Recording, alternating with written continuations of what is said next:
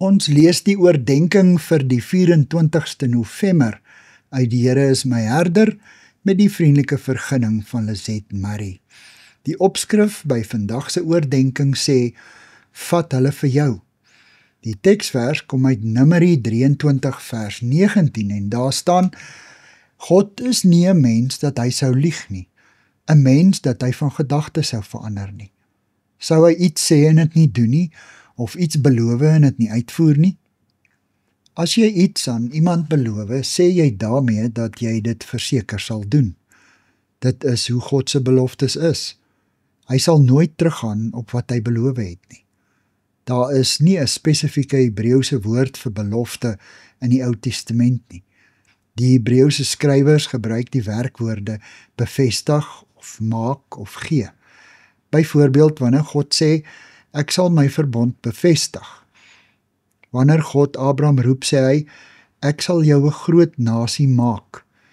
En in Genesis 15 beloof God, ek gee vir jou nageslag hierdie land. God se woord is sterk genoeg. Hy is die alomteenwoordige ek is. Hy hoef nie te sê, ek beloof nie. Psalm 1 lei die psalms in met die belofte van God se seën. Dit gaan goed met die mens wat in die woord van die Here sy vreugde vind. Die belofte gaan verder. Hy is voorspoedig in alles wat hy aanpak. Die hoogtepunt is nog 'n belofte in die laaste vers.